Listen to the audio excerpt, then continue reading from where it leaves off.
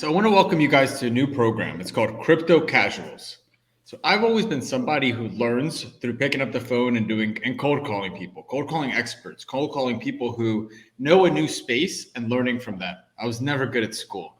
So about a few weeks ago, we realized that much of our community, Cage and Goldberg, we come from the sports card space. And they kept asking us questions. What is this new NFT world? Is Top Shot here to stay? These pictures and these doodles, how are they going to last? We got tons and tons of questions. We had so many conversations behind the scenes, and we wanted to bring it in front of the camera. We wanted you guys to share in the education as we go through the process. And we thought, what better name? Crypto Casuals. And that's what you could expect from us. So this is going to be a show. You're going to get a guest episode every single week. And you're also going to hear Cage and I go through 5 different projects weekly, talking about things that we love about them, things that we don't love. You guys know from the sports card space, we hit it straight. If we don't like something, we'll let you know. And we wanted to create a crypto casual show so that you are along for the journey with us. I couldn't think of a better person than Justin Herzig from the Owners Club here to join us today, because he's someone that straddles that sports card world and this digital NFT world. And actually, we were talking behind the scenes, and he was saying last October, I was going to build a physical card company. So Justin, first off, I want to welcome you to the show. I appreciate you working with us, man. I'm so excited for today's episode. Take us back, man. How did you find yourself in this NFT world with a crossover into sports? Yeah, no, I appreciate it. Thanks for having me. And I'm excited just to have kind of more content in this space and more voices that kind of can relate to people, because you really do have some like different ends of the spectrum for this community. You've got a lot of people who have been in the crypto side, the NFT side for a while. And then you got people who kind of came in from that sports side, especially with the Top Shot days. But there still is a large gap of people who, are overall just kind of skeptical of this space. And I don't understand it. I don't want to take the time to understand it. I think it's a little scammy. I think it's a little pyramid schemey. You hear everything. But I think the best way to kind of combat those is not trying to convince someone it's not, but just provide them with a level of education, understanding, so they themselves can get a feel for what's really going on in this space. And that's kind of what happened for me. So a little background for myself. Been in the technology world for pretty much like last 10 years or so. Been working in blockchain technology for 6-7 years. But it was more in like the enterprise, the larger company side, not much in like the crypto or NFTs or anything there. But have always been a sports fan. I actually worked for a sports agency. I worked for the Lightning. I had that kind of weird crossover. I've been doing the daily fantasy sports for a while, and loved physical cards all the way back to my dad had a ton of cards from the 1964 time period, had these like metal coins and stuff from Topps. Like it was crazy. And so October, November last year, I realized that, hey, not only are the physical sports cards really coming back, and like it had been for a year or two, but there were still a lot of challenges in this space. For example, like, hey, the actual process, obviously the grading systems have, in that time period has gotten crazy. How do I actually know what the value is? I don't want to invest in these players, but I don't want to have to actually manage the cards. Can I work with the companies that have vaults and stuff? There's just overall a very cumbersome process. And I wanted to kind of streamline that and figure out what are ways that we can make things more easy, seamless for the customer. And built that out for about 2 months until learned about Top Shot and realized that what NFTs do is basically remove a lot of those frictions that we have for the physical card. It allows me to still invest in a player and that player's career, get in early on a rookie maybe, but I don't have to worry about what is the condition of this card. Am I maintaining the condition? Am I buying something that's fraudulent or from a scam? What is the value of this? Do I open up a magazine? Do I look at eBay listings? Are there maybe some like sneakiness going on behind the scenes? Like all of those, because of the technology that the blockchain provides, we get that transparency, the security, the authenticity. You get the marketplaces and the open, transparent data. I kind of just said, hey, I'm no longer going to keep building this company that was trying to save something in the past. I want to focus my time on effort and where I see things going in the future. And that's with NFTs. And especially for someone like me who loves the sports collectibles and all that, NFTs was just a great fit. I'm curious, Cage and I always talk about this, right? Like sports card world full of gamblers. But this NFT space, right? You're seeing a different demo, but they still love that speculation. Were you surprised by that at all? Yeah, I mean, without a doubt, the speculative nature is probably the most important value characteristic for an NFT project right now. And a lot of that comes from people who were willing to get into crypto back in the early days. It's a very highly volatile, risky investment. So you kind of have that investment, I don't know, persona profile that you're willing to get into these risky areas. But you also see, there's a reason why the daily fantasy sports, community moved into this space so quickly is because, hey, I feel that I have knowledge about a team, a player, a situation, and I want to get ahead of the grain with that. Just like a lot of people with physical cards, they're looking at these rookies, and you've got the reason why rookies are so valuable in the space is yes, they only have that 1 year of rookie, but also for you to own it, you have to have really had that foresight. And I'm going to hold on to this. I'm going to stay aligned and attuned to this player. And so I think those people kind of naturally are attracted to this space because it's not just a, hey, spin the wheel on the roulette and see what it lands on, but it's more of I can take my information and my research and my knowledge and hopefully gain some value through that in this space. I'm curious. I was talking to Cage about this yesterday. On sports cards, the landscape has developed so that there's eBay, there's PWCC, there's Star Stock, there's OnlyVault, there's different marketplaces. Right now, OpenSea is really the only marketplace we have. And I wanted to ask you, you have Top Shot, right? That's centralized. You have Panini Digital, you have Vive, but then you have OpenSea, which is kind of open source, right? Anyone could go and list something there. Do you see what are the pros and cons of something like an OpenSea that's a little bit more decentralized versus like a Top Shot, which is a centralized flow blockchain? Yeah, and so I'll start off by saying the reason, there are actually a ton of marketplace popping up. And so I believe eBay, Instagram, a bunch of the cryptocurrency exchanges, like we're going to see more and more of these marketplaces popping up. OpenSea is there right now. It definitely has the head start. And a lot of the success that it has been around these avatar projects and really collectibles. The value there is that the onboarding experience and the ability for any project to kind of simply, hey, place theirs on OpenSea and do transactions has been the least amount of friction, or I'd say, there's the least amount of control. It is building for that openness. When you look at something like a Top Shot and some of these others, the value of those marketplaces are you never have to, you have a dedicated community customer base that never has to leave that ecosystem. When I go on to Top Shot, I buy my packs there, I rip my packs open, and when I want to sell them, I sell them there. You don't have to go into another site to go sell this. And I think what we're seeing is the communities that are really building and trying to keep people in that ecosystem, and that's where their customers are. And they don't need to go to an OpenSea to kind of release and bring in new people. It's a easier experience for people if they can buy, sell, play, do all the utilization, the game aspects in that marketplace. And so I think over time, what we're going to see is two different things. We'll see one trend towards more areas that have a gaming, a utility, an ecosystem vibe will continue to build their own marketplaces. We can get into this later, but that's why we did at the Owners Club. We built our own marketplace in our ecosystem.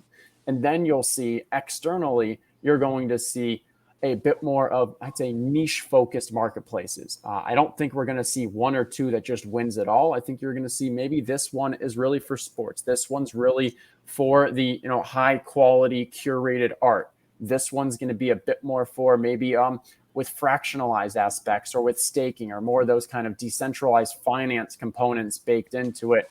It's going to be a kind of competition for what am I looking for as a seller? Why do I want to list on that marketplace? And at the end of the day, I want to list my Top Shot moments on Top Shot because that's where the Top Shot buyers are.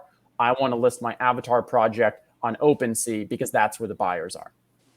So a lot of fun stuff to unpack there, right? So many, great little nuggets. The first one, I guess, would be why NFTs instead of tangible, right? So what was it? What was the light bulb moment, right? What was the thing that said, I gotta pump the brakes on this, right? I gotta stop doing what I'm doing because this is now it. Now, I would imagine the learning curve or, that adoption of it is easier for you, someone who's working in the space for years, rather than, people who have no knowledge or information about it at all. But was there just kind of like we got to stop. I could tell this is where it's going. Were there negatives about tangible, positives about, the digital stuff? I mean, talk to me about that. Talk to me about how, like, boom, I know this is what we have to do now. Yeah, and so for me personally, when building the company around the kind of physical card market, I tried to understand what are the pain points. And we saw those pain points were around, how do I know that this is a real card and not counterfeit?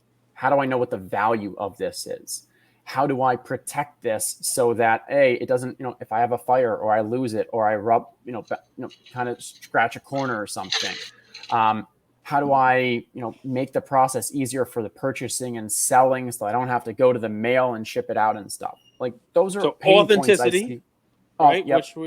Which is grading, authentication, unnecessary. Blockchain takes care of that, right? Yep.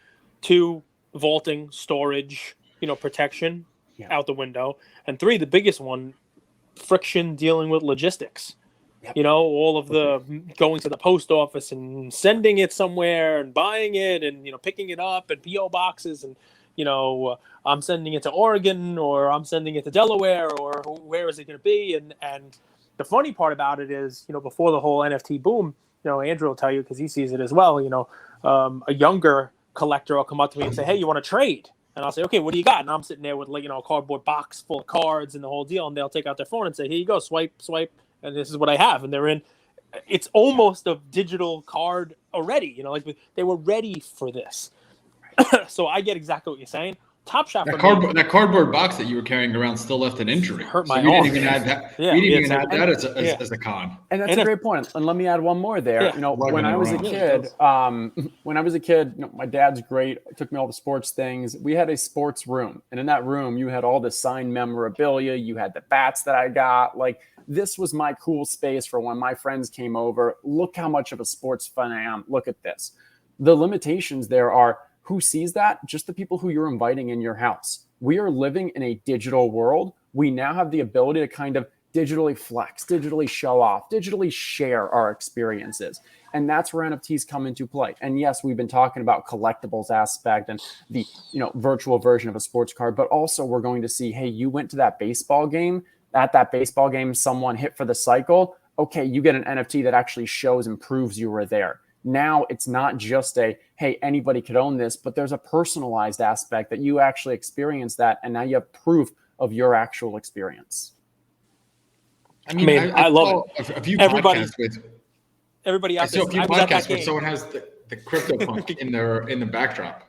So you could have a tangible painting or a canvas printing that's licensed by the CryptoPunk brand, for example, that you actually do hang in your home, or you've seen what was the digital display company? There's a few of them. I don't want to. There's a bunch of Infinity Objects, Moments. There's a few that are a bunch that are doing out there, and they can actually show if you want that physical aspect, you can get it. But now, most importantly, is you get that kind of digital tie. And Cage, as you were saying, you were listing those 3 things. We can go through them, but the counterfeit, the authenticity, because of the technology, the blockchain, you can prove that what you own was literally minted, created on that. You can track the entire provenance, we call it, so you can see its entire life cycle. Second was around that kind of the management aspect here. Once I buy it, it's in my digital wallet. I can also very easily search. I want to search a team, I type that in. I search a player, I type that in. You don't need to flip through an entire book to find it or do that organization aspect.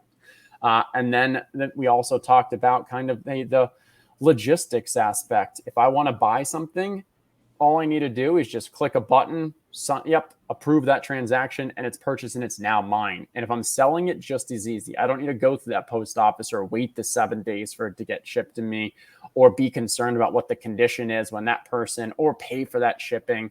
That's where I was like, all right, this is it. This is the future. This is where I'm really going to be investing my time and my resources. I love it. I mean, listen, I want to talk about your NFT. I want to talk about the stuff that you're doing now. But if I'm allowed to take 5 minutes, there's been some uphills and downhills, some ebbs and flows. I don't think Top Shot gets enough credit for being that gateway drug to NFTs for so many people.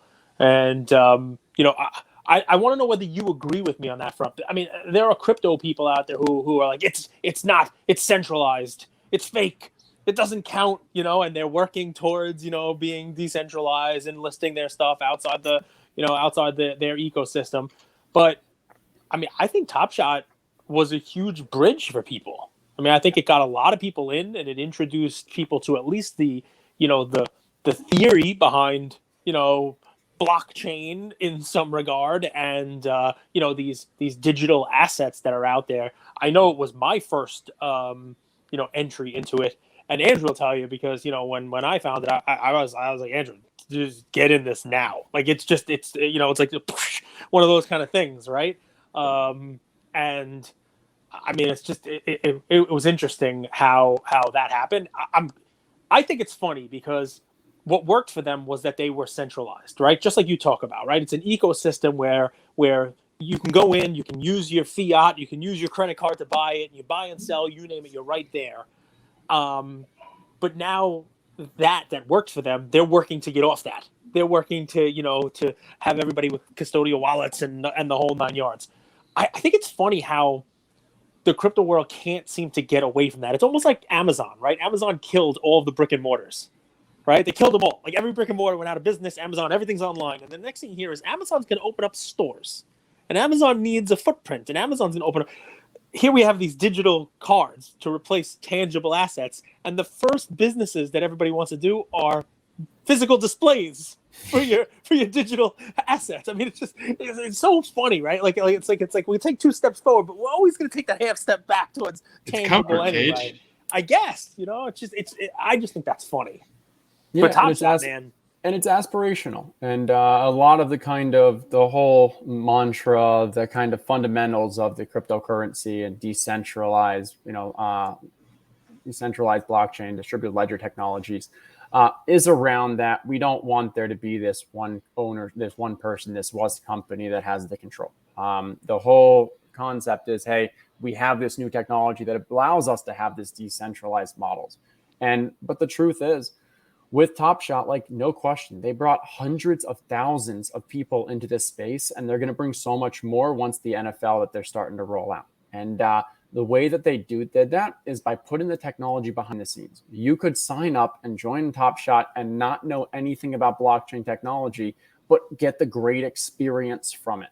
And so that's something that there will be case studies done on how well they have done to create that nice UI and hide the blockchain technology aspects. Now, the blockchain aspects are still very important, and they want to still, understand the reason why the payouts took so long early on is because they have to do the KYC. If they're going to accept credit cards in USD, fiat currencies, there are rules. There's there's like actual governance. There's regulatory issues that they need to resolve. And that's where it's, yes, we want this future state that's fully decentralized, but to be able to provide that experience that opened this door to hundreds of thousands of people, you also had to have a bit of a centralized mechanism. And that's what we're seeing in this space is, hey, I am okay with giving up a little that decentralized if it has that benefit of bringing so many people and providing that better user experience. And really, it's the balance between those two that's most important. And I think 90% of users accept that and they want that. You then always have the kind of extremes that are also going to be the most loud, that are going to clamor that, hey, if you don't get this 100% decentralized, then it's not a real NFT. But that's just not what it is. If you look at the most basic definition of what an NFT is, a non-fungible token, it's just the ability to kind of prove that something is truly unique. It is not easily copyable, and it has that kind of digitally native, the tokenization aspect to it. I want to get into the Owners Club, but one question: when I say this, tell me what you think. Okay, so $3.4 billion in transactions on OpenSea in August, over 100 million in transactions. I think it was this weekend on OpenSea, but their estimates are like 200,000 people. Let's call it 400,000 people own an NFT. Justin, what do you make of that? We're still so early. We're still so early. And I think right now, the people that are in are the people who are kind of, I call it the mega fans, or the mega adopters. And so if you're into buying NFTs right now, why is that? Okay, you're a big NBA fan, so you got into Top Shot. You're really big into the art scene, so you really get the cutting edge, and you're getting to art. Maybe you actually love a musician, Blau, one of them, he started releasing his NFTs. his music through NFTs. And so you're a big Blau fan, so you purchase that. The people who are in now, you have to have this some form of a just mega or ultra or hyper focus, hyper, activity. And maybe it is just speculative aspect, but now you're a hyper investor. The next tier is going to be, hey, as you have casual crypto, we need those casuals. And what I believe is that NFTs are going to be the future of alternative finance. The alternative finance industry is worth $14 trillion. You see people trying to move away from just owning traditional assets like stocks and securities. People make the first step into real estate and such. But I think NFTs provides that next opportunity where it's, hey, let me combine my passion, my experience, my knowledge with the ability to invest in these alternative assets. And that's what we're seeing. And for a sports card person, hey, you can actually, it's very difficult to probably invest tens of thousands of dollars into physical sports cards because of all those frictions. If you want to invest tens of thousands into an NFT that has that sports backing, it's pretty easy. And now this really turns into a new investment mechanism. And I think not just sports, not just art, but we're going to see tons and tons of movement as people kind of move more into this space with just these forms of alternative investing. So, Justin, one of the things I bring up Top Shot for a reason, then I'll ask you, and then I'll let Andrew take it down to the Owners Club and all the other fun stuff that you bring to the table. Top Shot had one of these. It went to the moon, sir. It did its thing, and then it went to the moon and then passed, Gage. And then a lot of people were buying it at that peak, and then wrote it kind of down. And, it's starting to come back a little bit and, it's doing its thing. And, things have cycles like that. But it left a bad taste in a lot of people's mouths, right? It did. And for right now in the NFT space, let's call it, right? We are in a lot of price discovery phase. We're seeing a lot of folks out there who have not put money in it. It's funny how that works, right? People who are okay investing in ticket stubs and video games and sealed iPhones and other random things that might not have the demand that that other traditional collectibles would have. They're quick to talk about how great their ticket stubs are and how they're rare and worth millions of dollars, but crap on an NFT and say, look at this toad. This was $3,000 on September 9th, and 3 weeks later it's $100,000. How can this last?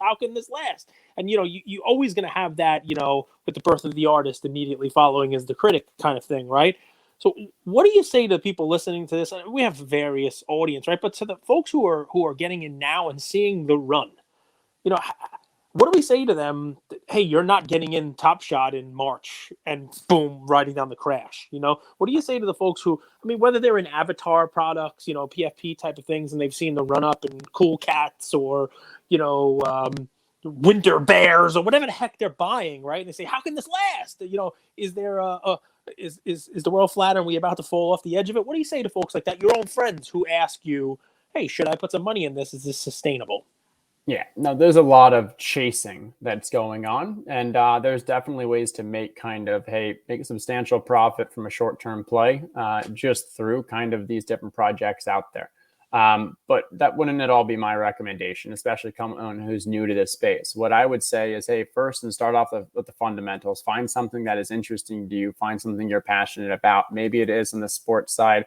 Maybe you're drawn to some community because someone recommends you and you start really enjoying that aspects. But get involved not because you believe that this is going to be worth more tomorrow than it is today, but you believe in the fundamentals of that project. And so we have a thing called the NFT value theorem. We did a research over a few hundred projects and tried to figure out what actually makes these projects successful. And it kind of boils down to three core components.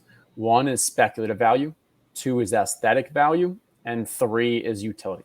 And the speculative value is a major component here, but you really need to get on, if you're getting in just from that speculative aspect, you really have to dive in and understand why this might be, or, pumping short-term, long-term. Taking a look at who is the team behind it. What does their roadmap look like? What technology are they building around? What is their ability to actually create noise and awareness and get media attention? There's a lot of things that come into that. The aesthetic value is a bit more subjective. You're looking at and you're deciding what is it about this that you love that you think someone else that sees it is going to want to be attracted to it too. Some of it is that kind of throwback aspects like the cryptodes or the, crypto punks, where it's very simple, but it has that kind of like throwback vibe to it. Or maybe you're talking, hey, let's look at the difference between, a Panini NFT and a Top Shot NFT. One's a still image, one's a replay. Maybe one of those appeals to you more. And then the third one is around the utility aspect. Utility is still being developed in this space, but a lot of people are looking for, hey, if I'm going to buy this NFT, what additional utility does it provide me? If it's a profile picture project, maybe it provides the ability to have a community, maybe a poker tournament, maybe some meeting, like virtual AMAs. There's different varying things. Or maybe, as we can talk with the Owners Club, we've looked for a way to actually add utility through gameplay, through utilization, through the opportunity to enter contests to win real money. And so I think when I'm examining a new project, those are the three fundamental components that I really look at to decide whether or not I think this is something that has that long-term value. But at the end of the day, to me, I'm really trying to better understand those fundamentals. And if it appeals to me, it's most likely going to appeal to others later on. So those are kind of the steps I take. So when I told people we're doing the show, our community was pumped, and I said, who should we have on? So, tons of options, but more than anyone else was the Owners Club. And I think it's because you guys just beat Gary V. We've already had Gary V on. That's the only reason. Can't beat Gary V. We could get to that. We don't want to we'll get to that. So Own the Moment NFT. You guys do a ton of content. You do giveaways. By the way, if you guys are in New York City, you guys are doing a meetup on November 1st. Is that right? We are. So NFT NYC is a big conference coming up in New York City. And we're just having, hey, all of our friends, family, people in the Owners Club community and OTM, come on out. And, you can check out the Twitter and stuff for more information. But we're hoping to, hey, bridge that virtual and physical gap. Right. That makes total sense. So bridge the gap for me, the Owners Club NFT, and Own the Moment. Can you bridge that for us? Yeah, so Own the Moment was our initial kind of the company we started at the beginning of the Top Shot days because, hey, just as you two literally said, you guys like to talk about this and learn and kind of do some podcasts. That's literally how we started. Was we were big into Top Shot and we were like, hey, we enjoy talking about it. Let's put this behind the camera. Let's actually bring in some more people to it and kind of learn all together. And so that started from just a couple podcasts, turned into actually building out an analytics and a content site, and just continuing to build from there. And then about a few months ago, before football season's coming, we realized, hey, similar to that entity value theorem I just mentioned, when we were doing our research, we realized like, hey, there's a big opportunity here to add utility to these NFTs that's currently missing. And so that's where Owners Club is the product that we built that really combines fantasy football and NFTs. I love it. I'm pulling it up now. But no, a lot of guys out there, you come from this daily fantasy football space, right? Roto Grinders, huge analytics. Justin, did you come from Roto Grinders, or is that your business? Yeah, so my co-founder worked at Roto Grinders. I worked at Establish the Run with Evan Silva, Adam Levitan, and such. And we've been big DFS people, and a lot of that really is why. Well, we love sports, and we love the ability to kind of take our confidence, our knowledge, and adapt that to it. And at the end of the day, like, hey, those fantasy sports leagues that we'd always play, the best part was the camaraderie. You go with your 12, 11 friends and stuff and kind of that hangout aspect. And through the DFS world, you kind of lost that because everyone that you're playing against, you're competing. There's definitely not that community aspect. And NFTs has changed that because in the NFT space, so much of it is that cumulative, that kind of coming together aspect where we all win together. And so through this, the Owners Club really it's a fantasy football club. There's community, there's giveaways, we send people to an NFL game every week. We've got different merch. There's all these cool opportunities, but then you also get these cards. And so just like Top Shot, you rip open a pack, your pack here, each card assigns a position and a city or a team. And so maybe you'll get the Tampa Bay quarterbacks or the Green Bay running backs. And each one of those cards can be played in our various contests. And because, hey, this isn't sports gambling, this isn't betting, this isn't daily fantasy sports, there's no entry fees. Once you get your cards, you buy your cards, that gets you access to this club. And then you enter the contest for free every week. And I think we're going to have about $1.25 million in prizes throughout the year. And secondary market on it because it's an NFT, right? Depending upon who the Rams running back might be that week, or who their matchup might be. That the value fluctuation could be there for somebody to purchase that on the secondary market and plug it into one of the games. So it's got a cool little extra layer to it.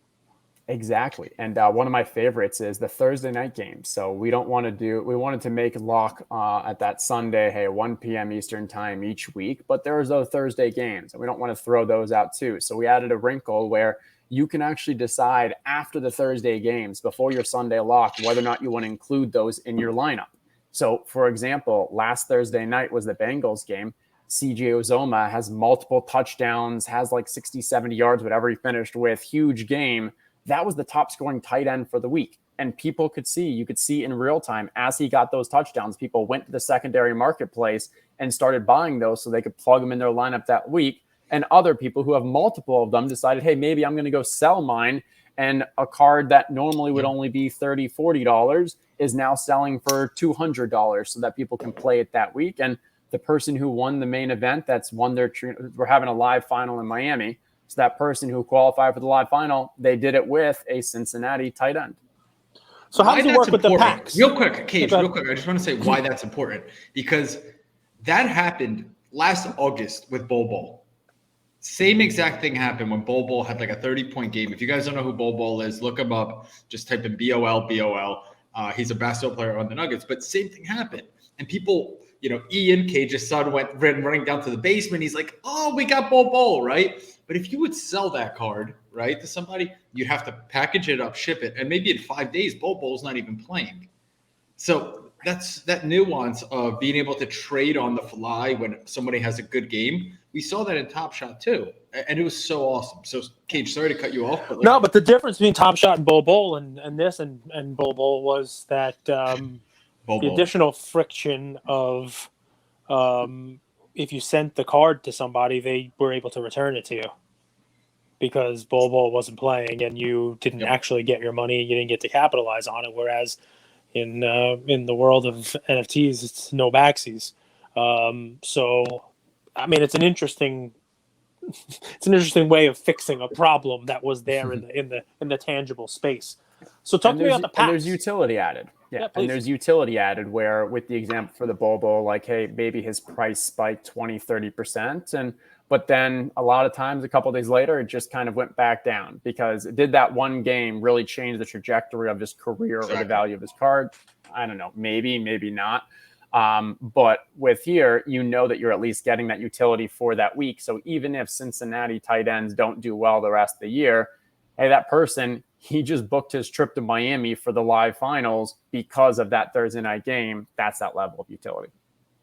Yeah. So how often are packs available or are packs done? Talk to me about the packs. Yeah, so we learned a lot from Top Shot. Top Shot did some great things with regards to the onboarding experience, but we've also learned from them their challenges. And one of the complaints there is the amount of circulation and supply and just overprinting of cards. So we made it very clear from the beginning that there would only ever be for this year 50,000 NFTs. We sold 25,000 of them preseason. And then starting last week, we've released the rest and they're still available on the site now. I think we have around 400 and change packs left. And then you can go not once Cage gets on this. Not once Cage gets off this. There you go. Right. You get the alpha right here. How much is the pack? And so each pack has 5 cards. And it has the QB, running back, wide receiver, tight end, defense. Enough that, hey, if you buy one pack, you can enter the main event every week for the rest of the season with no additional cost. Now, what's going to happen is maybe you don't love that you're a running back team, or maybe they're on bye a week. So then you have the opportunity. I can go to the secondary marketplace, or as long as there's still single cards or packs still available, you can go buy more there. And I think what's really exciting, so last week when we started this season, it was the main event and the side hustle, a 5-card contest and a 2-card contest, and that was it. Just last week, we announced, hey, we want to add utility to all the cards because what we saw is that your best cards were highly in demand. But if you had a card like, I don't know, we'll use Cincinnati tight ends before that game. The first, I think that was like week 3, they didn't score a single point. And that's not a fun experience if you get that. So let's add a low ball contest where now you take 5 cards and the low score wins. So that immediately rose the floor of all those cards, because now my crappiest cards are actually the best cards in another tournament. And then we're adding another tournament. So at the end of the day, we want to add this level of strategic aspect where all of your cards can be valuable at any time. We're even going to have like a rotating tournament so that the whole NFT aspect is not just, oh, I got a really good one or a really bad one, but at any time they can all really have good value. Are they worthless when the season ends? Do we have a season 2 next time around? Or are these things basically, they're garbage when the season ends? Yes, yeah, so there's twofold there. The purchasing of these is what creates the payouts. So primarily the utility comes from this year. However, we do want to incentivize that 2 things. One is the cards will, you can always own them, and they will maintain some level of value, because we're going to continue to have giveaways, different ways to kind of reward the people who have these cards. So we're going to be doing giveaways based off how many you own and so forth. We're having off-season things, and it's based off how many you own. The second is we announced an OGs contest, where next year, every week, there will be a contest that can only be played with these cards. So these cards will continue to have that level of long-term utility. But yes, no question, the majority of the utility comes from this year. Here are your cards and you're playing with. And then next year, we're going to continue to have, hey, we need more funding so we can bring more payouts, but we're still going to make sure that the people who are early adopters that join in this year, there is that long-term value. Cool. You know what this reminds me of? And we've said this on our card show. It's it's the new American frontier. We're going west, right? We're all searching for gold. But Cage, you've said this so eloquently. It's the guys who make the picks and the shovels that actually win from this gold rush. So Justin, I'm a business owner, or I want to be an entrepreneur. I'm a young. What business do you think there's an opportunity to start in the NFT space? I get it. I can buy a CryptoPunk and it doubles, triples, but from a business standpoint, utility, what's a business that you think the NFT space needs? Yeah, I think the best way to really answer that question is for each individual to kind of jump in that space and realize, hey, what is missing? Where are there gaps? And if you look at, hey, in January, when we learned about this, we realized that we were missing analytics. We were missing kind of content. We were missing communities. We've realized we're missing gameplay and added utility. So each time we just listen to the community and better understand, what value can we continue to add to this growing community? And that's how we decide what new features, what new products, what new offerings we should build. I think there's so much innovation in this space because, we're just, it is that frontier. There is just so much of, hey, this is the Wild Wild West, and things that we see from a stock market. Obviously you need trends and data analysis. That wasn't there, and it's still lacking. And I still think there's so many opportunities. If you look at all the kind of projects that are out there and the Paninis that you were referencing, Cage, some of the other sports projects and such, they're lacking that too. And so, no, those projects haven't blown up yet. But if you were to say, hey, I want to build, let me just start with a podcast that is specifically around one area, one topic, one niche that you personally believe is going to blow up, that's you making you making a bet on that space.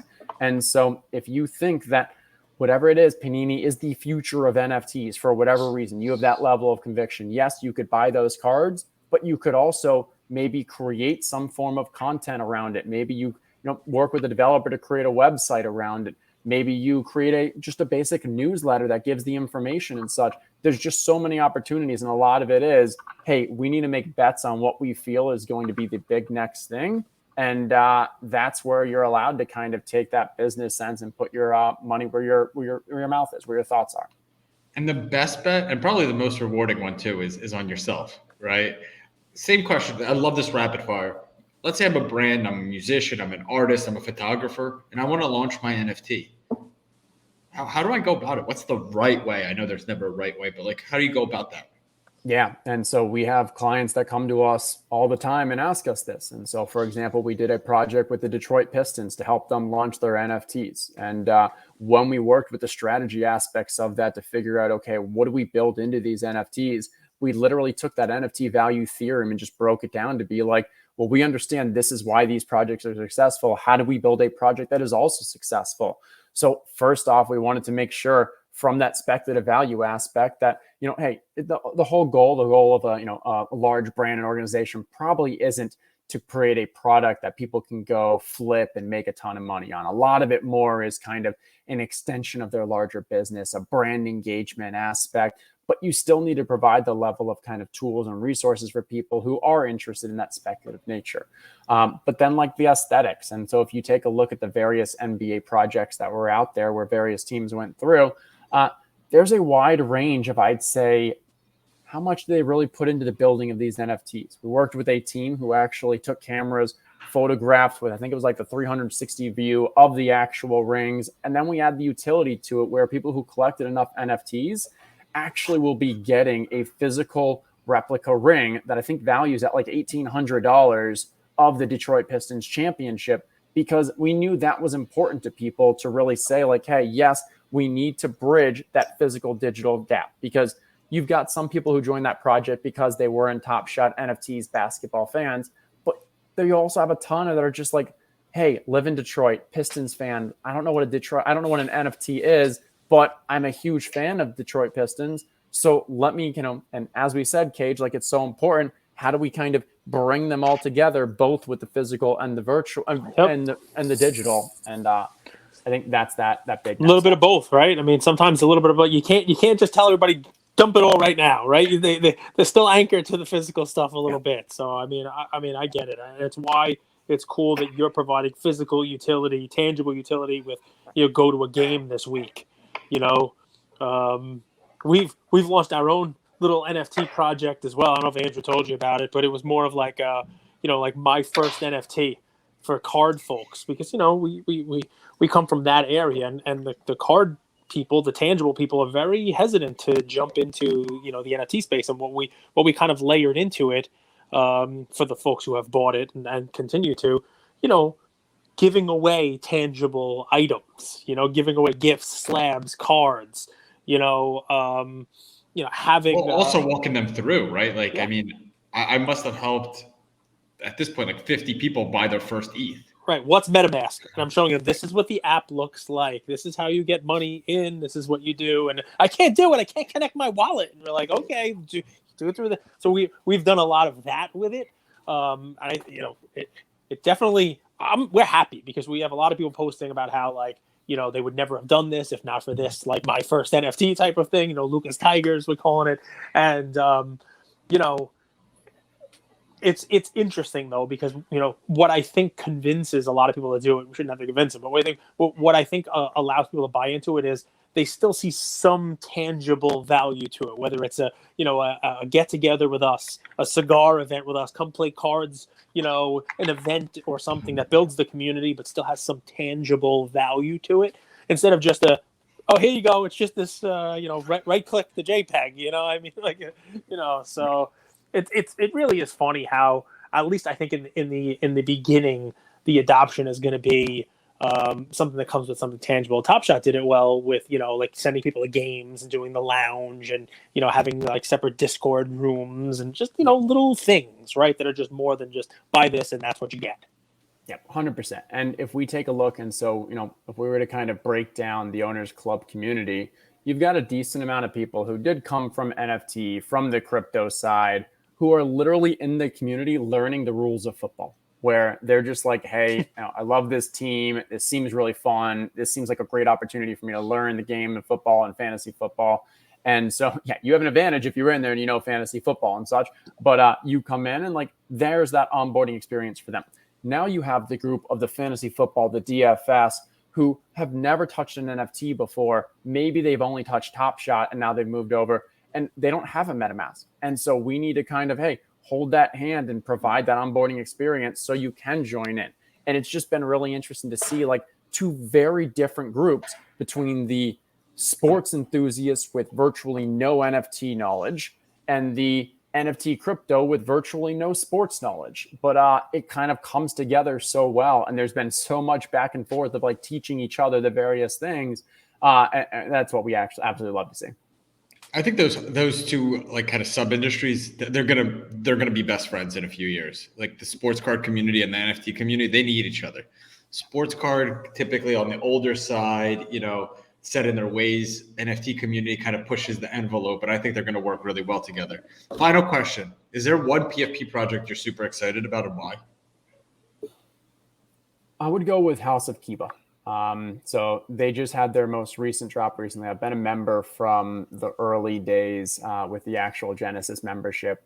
And so I actually had a bit of a embarrassing situation, but I'm happy to say it is last, a few days ago when they had their actual mint. I think it was during one of the late night football games. It might've been Sunday Night Football. I do a lot of DFS. I do a lot of second half DFS where you've really got to be paying attention.